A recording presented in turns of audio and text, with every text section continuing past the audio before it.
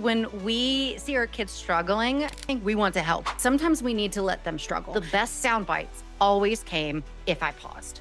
It can be uncomfortable, but you will always get the best information. We're not after perfection, we're after practice. Hello, and welcome to today's episode of The Positively Healthy Mom. I'm your host, Laura Ollinger, teen and parent well-being coach and founder of Positively Healthy Coaching. And you're going to love today's guest. We have Elizabeth Green, who is the founder of My Speech and Debate Coach, and she's all about helping kids and teens find their voice and use it with confidence. What's so cool is she actually started out super shy, that type of kid who's just dreaded speaking in class, until a teacher completely changed her life.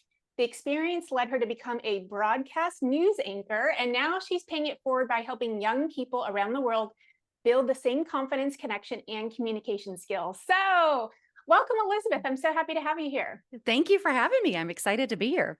Yes. So first, the story I want to know is what happened with the teacher that changed your life? I mean, absolutely changed my life. So I was extremely shy as a child, like you said. Mhm. I have a very vivid memory one morning of getting on the bus, and the bus driver didn't let me and my best friend sit together, and I cried because I was so afraid of being alone or being with somebody who I didn't know. That's the kind of kid I was, just very, very shy. Didn't want to talk to Mhm. anybody, not even really other kids. Yeah. And And what grade, about how old were you then? that was probably elementary school, late elementary school, because I Okay. remember that feeling. Yeah. And then in junior high or middle school, Mhm. we had to take a speech class, and I dreaded it with all of my being. I felt sick before I had to give the speech. I don't remember what the speech was even about. I just remember feeling absolutely terrified, didn't want to do it, but had to do it. And I was a good student, so I wanted to do my best, but I was terrified of it. Mhm. And her name was Miss Day. She was the leader of the speech and debate team for our school. And she saw potential in me in that one, I'm sure not very good speech, but she made me feel so good afterwards. She literally convinced me to join the speech and debate team, where I went Wow. on and did competitions. I won scholarships. Like you said, I went on to become a broadcast news reporter, and it just really opened me up to Mhm. feeling confident in what I had to say and comfortable Mhm. talking to people. And absolutely, just that one class, that one speech, that one teacher, I always say, literally changed the trajectory of my life. Wow, that's amazing. And do you Yeah. remember anything specific that she said, or was it more the feeling that you remember? It was absolutely the feeling, because I Mhm. guess I don't remember the speech. I don't remember what feedback she gave me. I'm assuming it was probably just all positive. She just boosted, built me up. But no, Yeah. I just remember the feeling of like, okay, I can do this. I don't necessarily enjoy doing it. It still makes me feel sick, but I can do it, and I can do it pretty good. So I'm going to do it. And then the more Yeah. I did it, the more that feeling went away and just the enjoyment factor came in. Yes. And so how did that and becoming a not broadcast news anchor then turn you into a coach for speech and debate kids? So, one of those situations that that, like, if you think of the way your life's gonna go, mine did not go that way. Yeah. I would have, if you would have asked me 30 years ago, I would say today I would be on Good Morning America. That was what I was gonna do, Mhm. and there was no changing my attitude on that. My husband and I got pregnant. Unexpectedly, we had literally just moved 8 hours from our family, both of Oh. our families, and started new jobs. I was a news reporter at that time, Mhm. and 2 weeks into the job, I woke up with feeling sick, and my husband went and got me a Sprite and a pregnancy test, and that was it. So after having my son, I realized I can't live that kind of life where it's just a very demanding career. And I Yeah. didn't want that. And Mhm. so I worked in corporate communications for about a decade. And then one of the blessings that came out of COVID for me was randomly seeing an ad for teaching kids online. And my husband is a PE teacher at a public school. And I tried to get him to do it, thinking, hey, we could just make a little bit extra money. And Yeah. he was already having to do virtual learning, and it was new to everybody, and it was awful. And so he was like, no, I'm not doing that. And so I randomly threw out a couple of classes on journalism, Mhm. and it somehow spiraled into becoming the top speech and debate provider on the OutSchool platform. So I grew. I have a team of teachers. We've taught over 14,000 kids, which is incredible. And but again, something that I never ever in a million years would have pegged for it to be my Yes. life now. But I'm so grateful for the way it did. Yeah, that absolutely. I feel like that's the way life happens, right? It's always Yep. the unexpected, and we always say, "Oh, I could have never imagined that," but it Right. sounds like yes, yes. And so I know that you are, really what you focus on with the speaking and the communication is something that you call like the 4 Ps of building confidence. Can you tell us like what that is? Yeah. Well, and actually, let's just back up just a little bit too, because we do teach speech and debate, but our primary mission is to build confidence and communication skills in kids and teens around the world. If Okay. some of our kids go on to compete, that's fantastic. If they want to participate in actual speech and debate competitions, that's great. That's a fantastic extracurricular to be involved in. There's so many Hmm. benefits to it. But if all they do is walk out of our class feeling more confident and using their voice, that's what we're Mm. after. That is Okay. so important because public speaking is the number one fear for most people. Like, Yes, people absolutely. literally would prefer to be in the casket than Yes. giving a eulogy, Yes. like that. And that's Yes. wild. And of course, I was one of those people until things changed for me. Yeah. And it's not so much about being able to stand up on a stage and command an audience. It is literally about being confident and using your voice. And Mm. that strengthens relationships. I mean, obviously, that's great for any work environment, but we have to be able to communicate in order to have strong and healthy relationships. And they say that kids who are confident in themselves, and especially in communicating, are less Mhm. likely to fall to peer pressure. They are more likely to Mm. stand up for people in situations where somebody's being picked on, all the things that we want our kids to be confident in being a good person, right? Yeah. And Yeah. so just building the basic communication skills in them, whether they ever like go on to do it in a competitive form, that's Okay. neither here nor there. It's about building Ah. that communication that's going to serve them for life. Okay. I'm so glad So, you helped me understand that because, yeah, I felt like, oh, this is, great for speech and debate kids and anyone who does a lot of public speaking. But really, it's right. just almost every kid who needs to Everybody. learn and build those communication skills because they're going to use that in every form of their life because that's kind of what we do. We communicate as humans. So that's so awesome. I'm Absolutely. glad that you're like, catering to kind of such a wide audience because again that is one of the biggest struggles that I see when I'm coaching with teenagers is how do I say this to my friend or how do I say this to my boyfriend? Like I even have one boy I'm coaching right now who's going to break up with his girlfriend. And so we're like coaching them through on like what how is he going to say it, what's going to happen if this happened, like we're going through all the scenarios. And so I Right. know that that's something, and even my own kids sometimes they'll say, Mom, how should I write this email or what should I say in this text, right? It's always like Yeah. forming the idea, coming up with I mean, you would know it better than I would, but like coming up with the content and then like really checking the tone and then making Yes. sure we've covered everything and just like being respectful, being kind. It's like there's so Right. many boxes that have to be checked. And that's just like everyday life stuff. That's not even counting Right. like the more professional type things or like you're saying competition based. Yeah. So yes, yes. Okay. So So, now that we're kind of understanding that part, like is that how you start with the clients that you're working with or in the class? Like, is it the 4 Ps that we're referring to, or is there something else we need to talk about first? yeah, no, we can definitely dive into the 4 Ps. And these are the approaches we take with our students. These are things that were life learned lessons for me and things I try Hmm. to do as a mom with my kids. To Hmm. again, the main thing is we want them to feel confident using their voice. That's what we're after. Okay. Um, so the very first P is Okay. patience. So this can be difficult, I think, especially for moms when we see our kids struggling with anything. We want to help, right?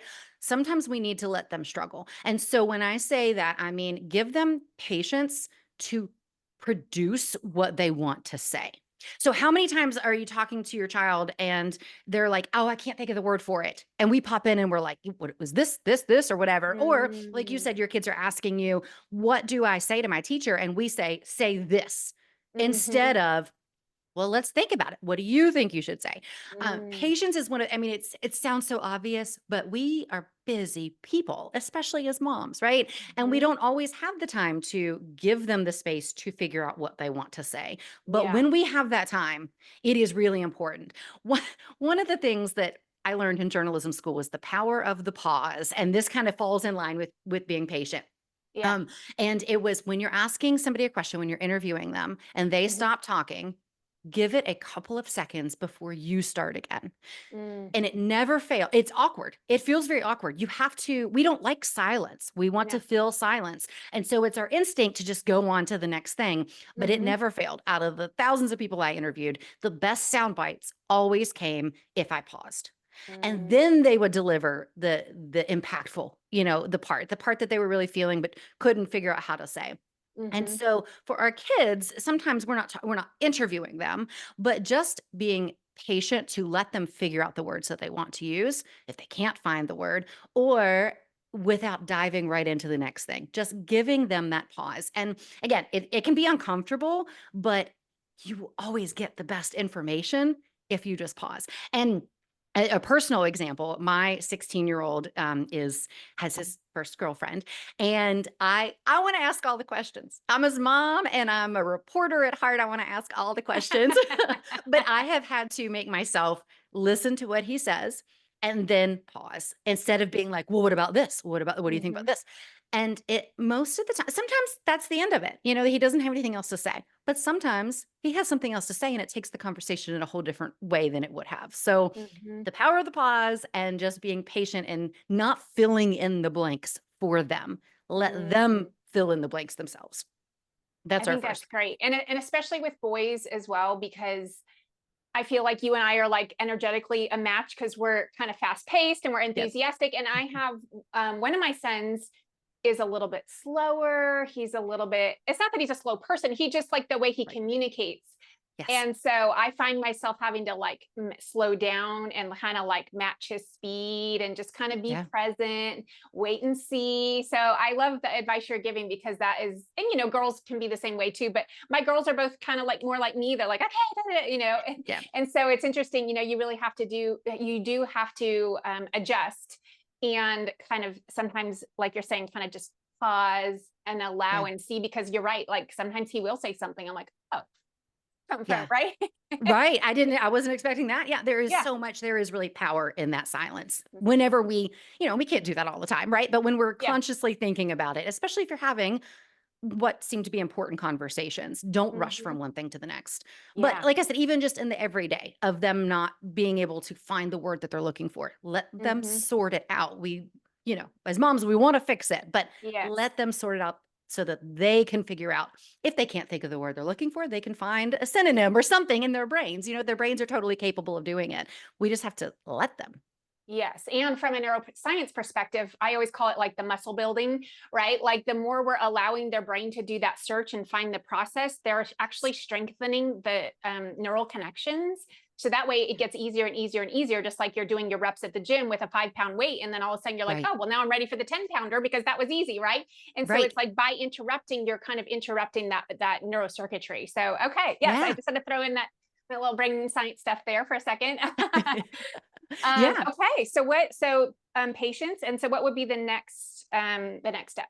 So one thing that we do a lot of in our classes, and this is something that the kids absolutely love. I even do this with my kids and their friends when they're at our house. Is well, I'm getting ahead of myself, but the P is prompts, prompting them to have communication with you. So another back to journalism school, right? We were taught Hmm. never ask closed end questions. You never Yes. ask something that's going to give a yes or a no. You can't use a Hmm. sound bite like that. You have to use open ended questions. Hmm. So, and I think about like so my son comes home from school. How was your day? Eh, that's it, right? Or Right. if he comes home from school and I say, what did you all do today in agriculture class? What are you growing? What did you learn? He Hmm. still might not be super excited to have the conversation with me Yes. because it's school and, Right. he doesn't love it, Yeah. but I get more information out of him that way. Hmm. So asking open-ended questions is huge, but also, think about the last time you ran into a friend, and most of the time our conversations are, "Hey, how have you been?" "Good, good. How about you?" "Good." We learned nothing, right? Everybody Yeah. says good even if things really aren't good. But if Right. you run into somebody and they're like, "Hey, how's your mom doing after that surgery?" Or, Mm. "What did y'all do this weekend? Did you do anything fun?" Like that is where we build conversation and Mhm. we so lean on the how have you been? And it tells Yeah. us nothing. It's just superficial. But we need to do the same thing with our kids and prompting them to give us real information if we want to know how their day is. Mhm. Hey, did you have a chance to talk with Steven? I know you guys were kind of upset with each other the other day. Did you all get a chance to talk it out? What did Mhm. that look like? Just being able to really prompt them with things that they hopefully will want to talk to you about, but not always. But just asking those questions where we're looking for real answers, not just a yes or no or good, can change the course of the conversation. And so what we do in our classes is we Mhm. do a lot of would you rather questions. And the way we teach it, we're teaching them to do public speaking. So what we do is we always say, we're going to ask you a question. You're going to answer the question, but you have to answer it in sentence form and in speech form. And so this is a very simple process that you can teach your kids. It's answer it with a beginning, a middle, and an end. That is super simple, right? So what does Mhm. that mean? The beginning is answer the question. Well, if the question is, would you rather live in outer space or in the ocean? Right? They should start with, I would rather Mm. live here. Give me a couple of reasons. And then we always say, if you just stop talking after you give us your reasons for this thought, we don't know that you're done. So if you do want it to sound like a polished and professional speech, then you always circle back to the beginning. And so after giving Mm. the reasons, then a simple way to do that is, so those are a few reasons why I'd rather live in outer space. Oh, And now we don't communicate like that yeah. regularly, but Mhm. in a situation where you want to sound polished and professional, that Mhm. is a super easy way to do it. And it's very easy for the kids to grasp this.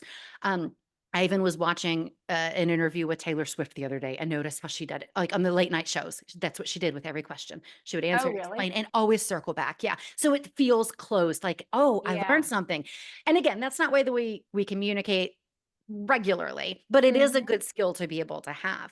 But we do this in our classes and the kids love it. And then my house is kind of the go-to house. There are always extra children at my house. Yes. And Yeah. so Same. Yeah. at dinner time, I will often I have like a gross would you rather book because we have boys here. And Mhm. I'll pull that book out and I'll ask them a question and they have to answer it that way. Like I Yeah. remind them, this is the way you have to do it. And it's funny because they're always like, no, we don't want to do school. And then I answer or ask the question and they start raising their hands. Like they want to They share, want to. Yeah. they do. Yeah. Yes. And so in that realm, we're practicing public speaking more so than communications. But Mhm. so it's a matter of just in general, prompting them with open-ended questions. Have it like if you're in the car and you got, you're just, it's silent, ask silly, would you rather questions or two truths and a lie. Anytime we do this, they're practicing. And the more they do it, the Mm. better they're going to get, like you said earlier. So Yeah. and I say the magic of our classes is not that we are doing something magical. We are giving kids an opportunity to share their thoughts and opinions about things, sometimes silly things, sometimes real world issues, and we're Yeah. actively listening. That's it. Mm. That's what they love. They have real thoughts and opinions on things. And if we give them an opportunity to share, they feel valued and they practice it and they learn how to share better and better each time. Wow. I'm actually so glad that I did come across you as a resource because my daughter is, well, my oldest, I have 4 kids, and my oldest is now an amazing public speaker. And the way she became an amazing public speaker is because in her 7th grade leadership class, this is what the teacher was having them do. She would have them, and sometimes it was a planned speech, and other times it was just like rapid fire, stand up Yes. and give an impromptu speech on. And Yeah. my daughter hated it at first. She hated it, and she always says, and you take this with a grain of salt. She goes, "I got bullied into being confident." Because the teacher was just so like structured and strict about it, but Yeah. the teacher was determined to get these kids to be able to do it, and it worked. Yeah, And so absolutely. yeah, it's just like that repetition of like sharing your thoughts and ideas and having people listen, and then being like, oh, I didn't die, like nothing terrible Right. happened, like just getting that practice and probably really good feedback when they're in your group. So Yeah. I think that's so fun. There's one question I once asked. So I took my son and my other kids out for his birthday, but we also had his friend and then his girlfriend. And this was several years ago. So keep in mind, like, this is like middle school, you know? Yeah. and my younger daughter. And so I was trying to think like, how can I get this little group to bond? Because it was like a very awkward, it was like my daughter Yeah. was like 10, and then this teenage girl that he was dating was like 14. And like, how does this come together? So I Yeah. ended up randomly asking this question: what would you do if your friend had spinach stuck in their teeth? Would you tell them? Would you not? Would you did it? Yeah. And so it ended up, and they were like, "Mom, that is such a weird question."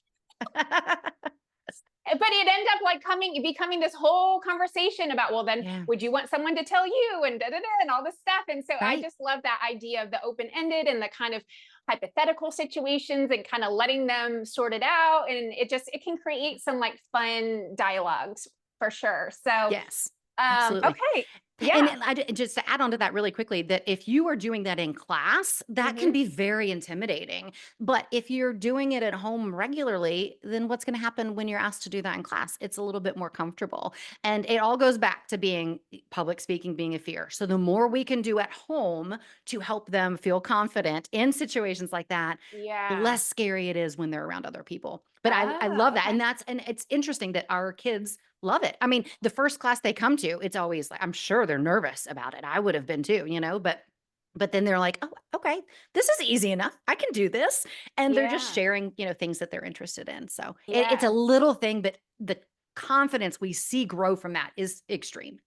Okay. Oh, actually, yeah, that was the last part of my story, which is I'm so disappointed because they are not offering that class this year. And so my oldest daughter took that one, but now my youngest daughter isn't able to take it. And I was so excited for Oh, her to be able. So maybe that's why I'm saying I'm glad we found you, and maybe her friends can join you as well yeah, in a speaking class. So I love it. okay, so that's number two. So what's next? All right. This is the hard one too for parents, but push them. Push them out of their comfort zone. Okay. Most kids are not going to volunteer to read a verse at church or say the pledge at scouts. Some Hmm. kids will. Some kids love it, right? Some are Hmm. natural communicators and they Yeah. want to be seen and heard. Most people aren't. They're not going to volunteer to do it. Volunteer them. My parents did this to me too. And I was terrified when I would Uh-huh. have to get up and read the verse in church. And afterwards, everybody would come up and say, "Oh, you did such a great job. You did such a great job." That just boosted my confidence every single Hmm. time. So, push them to do things that they're not necessarily comfortable with, because that's the only way we can get better and get more comfortable is by doing things. But I Yeah. also like to say, safely let them talk to strangers. If you are going through the checkout line and somebody's saying, "Oh, how was your all's day?" Hmm. They should speak up too. They're being spoken to as well. And now, Mm, oftentimes, like the cashier's probably just going to talk to the adult. But if yeah. somebody's addressing your child, let your child respond. Let them order their meal at McDonald's or at a restaurant. Let Hmm. them call and order pizza for pizza night. Mm, yeah. My son, recently, we've gone through getting a driver's license and Hmm. insurance. I had him call our insurance company to get the quote about adding him to our policy. That's And amazing. it's it can be funny because they don't know what to say sometimes. And the first time I had my son make a phone call like that, they answered and they were like, "Hey, this is Nancy," and he was like, "Hi." And there was this pause, and then she was like, "How can I help you?" And so, but you have to do it to learn how to do it. Yeah. And in college, one of my best friends and my roommates was so shy. She would beg us to call and order pizza for her. This is Are a you serious? 19-year-old woman, right? Yeah. Yeah. And so the sooner we get our kids doing things like that in Yeah. everyday life, the less scary it becomes. I believe public speaking is a fear that we build into them. I don't Mm, think that most people are like, I mean, no, people don't like to get up on a stage, right? That's given. But yeah. being able to pick up the phone and call somebody, like if we don't give them the exposure to that, of course it's going to be scary because they've never done it. But Mhm. if they're having an issue at school, maybe they disagree with a grade they got from the teacher, you don't reach out, have them reach out. And I'm talking like middle school level. They should be Yeah. able to do this. So giving them those opportunities and pushing them to take them, even if they're like, "I don't want to do that." Well, just like our speech and debate classes. I know a lot of kids don't come to our classes at first willingly, right? Yeah. Parents are signing them up because they see the value in it. Now, thankfully, we're able to convert them pretty quickly and they Mm, end up loving it and want to continue. But oftentimes it's going to take us pushing them a little out of their comfort zone to do these things. And the more they do mm. it and the younger they do it, the less of a chance that it will ever even be a fear of theirs. Yes, yes. And I'm just thinking of all the people I know that I've kind of had to go through this process with, kind of teaching life skills. Yeah. So, yeah, I've had clients where the parent thought that the teenager should be able to make their own doctor's appointment and even go to the doctor by themselves. And one of my clients I remember was afraid to discuss medication because she didn't know all the names of them. And so we literally like started with having her call and order pizza. Like that was Yeah. the step one. Like that's Yeah. such a great practice ground because the barrier, the threshold is very low for messing that up, right? Like how can you Right. mess up ordering pizza? Or if you do, who cares, right? It's probably just some, person that's answering the phone and they get a million calls and they're never going to Right. remember who said what to them. So it's like not a big deal. But yeah, like to kind of work up the confidence to then be able to go and talk to her doctor about her medication and how she was Yeah. feeling. And so yeah, it's definitely a skill, and like getting all those reps in to get to that point in life is such an important life skill. So Yeah. I'm glad that that's something that you're teaching. That's so awesome. And that's just Um, something we just naturally do, right? We're the mom. We're going to just do the things. We're going to get it yes. done, But when you have the time, and I even say, like, I'm not going to give you the phone number, Google it. You can find the phone number, Yes. those just little things like that when we don't give them everything and we don't do everything for them. And that's something Mhm. as a mom, it's really hard sometimes, I know. but it is important that we're cognizant of that and giving them those opportunities when we can. Yeah. And also, again, with like different kids and different personalities, I find that I'm a little bit more expecting more, I guess, of my daughters. I mean, I just feel like they and my sons are perfectly capable, but for some reason, I think they're just boys, and I just assume they don't know. And so Yeah. I find myself like doing more, but yeah, it's like having to like allow that and hold myself back and be like, oh wait, they're perfectly capable if they can do Yeah. this. I always say, I tell people, if your kid can play an iPad, which is like what, 2 years old, and Yeah. not that I'm actually saying this, but like if they can play an iPad, they can do their own laundry, right? Another like Yeah. life skill. If they Yeah. can learn how to push this button and this button and do this, like that's all it takes, right? And so it's Right. like if you can do this, then you can do that. And so I really need to realize that, if my kids are capable, my boys are capable of talking to their coaches and their friends just fine, then they're totally capable of being able to call and reschedule their orthodontist appointment, right? Like, of course they Right. can do that. So, yes, but just having that awareness. And I think like this conversation today is giving me some ideas. So I'm thankful for this. Awesome. Okay. So, what is our last P then? Our last P is praise. Mm, Praise, praise, praise. We're putting them in situations that they're not totally comfortable in. We're putting them mhm. in situations to call and order pizza for the very first time. And now I'm not going to be like, "Oh, you did such a great job Yeah. ordering pizza." You know what I mean? Yeah. Yeah. But especially in those situations where it's something that made them uncomfortable. I'm really proud of you. I know that was a little awkward. You did a great job. I'm proud of you for doing it. Yeah. And especially in those situations where if we are having them do a form of public speaking, or we're doing the prompts and we are expecting them to give it in the form of a speech to practice, even if it's just in front of us, Hmm. hold back the critiques. You're going to see all kinds of things that they could do better, but Hmm. that is the quickest way to diminish their confidence. Mm, Praise them, tell them what they did good. And you don't mm, and not just like, "Oh, you did a great job."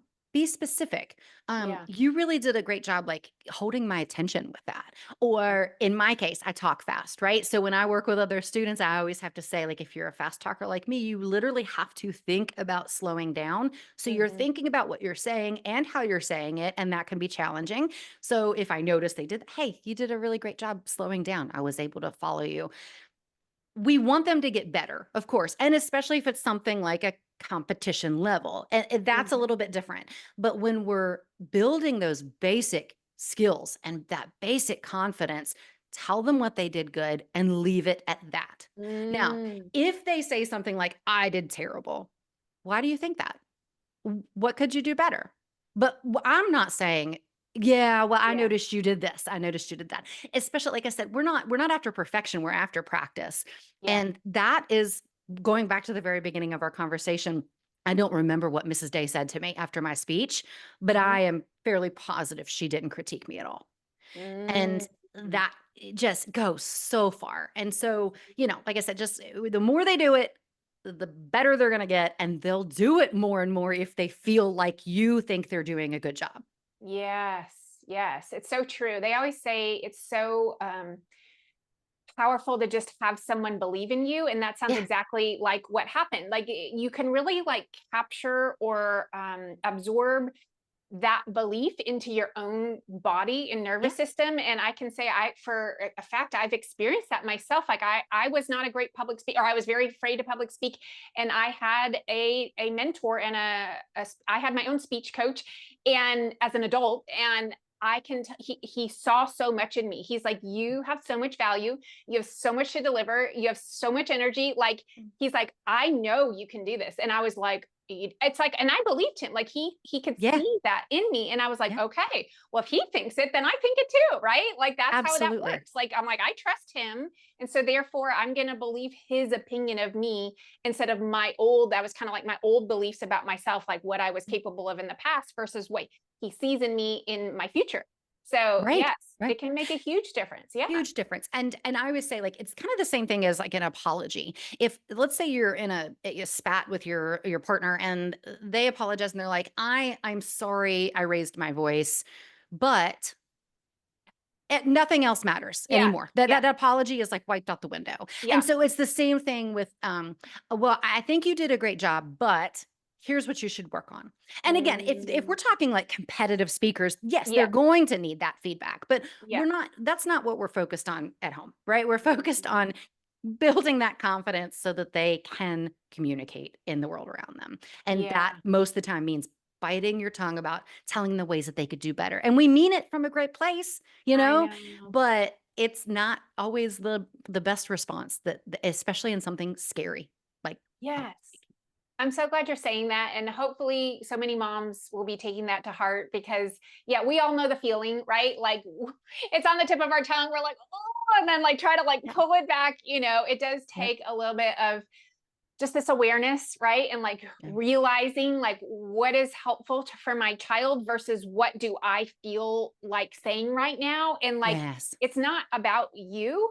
Right. And I realize this is about them and what's helpful for them and not like what makes you feel like you're being a good mom because you told them something, right? Like, and so Right. it's just like, and I think like once you kind of can think of it that way, then it gets easier, right? And we can be like, okay, I'm just going to let my child hear the good things. And like you're saying, that those critiques and stuff, yes, maybe that's a later point. Or if they say, what could be better? How could I change? If they're asking Right. for the advice, or there's been a time actually just in the past few days, my daughter, like I said, she's an amazing speaker now. And she has a team in their entrepreneurship class are submitting an idea to, it's a big conference in Austin, like South by Southwest. I don't know if you've ever heard of it, but it's like it's in like an internationally renowned conference. And I'm actually not sure. And to this day, even I'm like, is this for kids? Or are you guys just entering into the adult conversation, the adult competition? She goes, well, I don't know. Anyway, so they're recording their submission the other day, and they were talking so fast. And I just went over, and of course, I'm really sensitive, and it's her with her group. And I just said, oh, I'm wondering, is there a time limit for your submission? And they said, oh, yeah, we only have 2 minutes.